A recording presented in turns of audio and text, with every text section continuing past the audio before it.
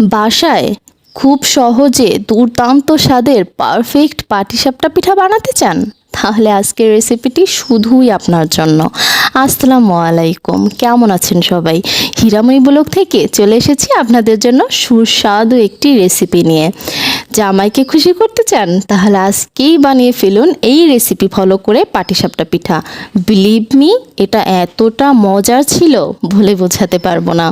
Please একবার বাসা try করবেন, আশা করি অবশ্যই ভালো লাগবে। কেউ নিরাশ হবেন না, যাকে বানিয়ে খাওয়াবেন সে পুরো ফ্যান হয়ে যাবে আপনার।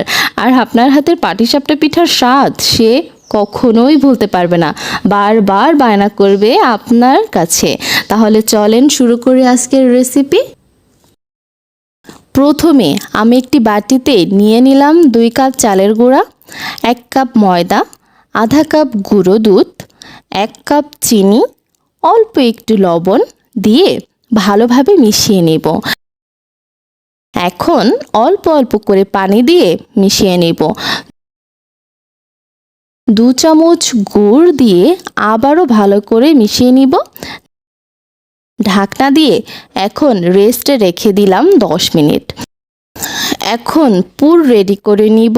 দিয়ে দিলাম 1 কেজি দুধ, 3টা তেজপাতা ছিঁড়ে দিলাম, দিয়ে দিলাম আধা কাপ গুঁড়ো দুধ, আধা কাপ চিনি, ভালোভাবে মিশিয়ে নিচ্ছি। একটু জাল দেওয়ার কিছুক্ষণ পরেই দিয়ে দিব একটু দুধে 2 চামচ চালের গুঁড়ো মিশিয়ে নিয়ে রেখে দিয়েছিলাম, ওইটা ভালোভাবে মিশিয়ে নিব। এখন আস্তে আস্তে ঘন হয়ে আসবে, নাড়া বন্ধ করা যাবে না, কন্টিনিউয়াসলি নাড়তে হবে। আর জালটা লো আঁচে রেখে রান্নাটা করে নিব, না হলে আবার পুড়ে যেতে পারে। নাড়তে নাড়তে ঠিক এরকম হবে যখন, তখন বুঝতে হবে পুরটা রেডি হয়ে গেছে। এখন একটি প্লেটে উঠিয়ে রাখবো। একটা প্যান দিয়ে দিলাম চুলায়, একটু তেল দিয়ে দিব। তেলটা কিন্তু অবশ্যই দিতে হবে, না হলে লেগে যাবে। তারপর যে মিশ্রণটি রেস্টে রেখেছিলাম ওইখান থেকে 1 চামচ দিয়ে ভালোভাবে চারপাশ ঘুরিয়ে, তারপর যেই পুরটা রেডি করেছিলাম ওইখান থেকে নিয়ে এভাবে র্যাপ করে নিলেই হয়ে যাবে দ্য পারফেক্ট পাটিসাপটা পিঠা।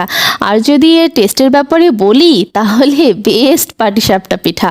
বাসায় বসে খুব সহজে কিভাবে পারফেক্ট পাটিসাপটা বানাতে হয় সেটাই খুব সহজে দেখিয়ে দিয়েছি।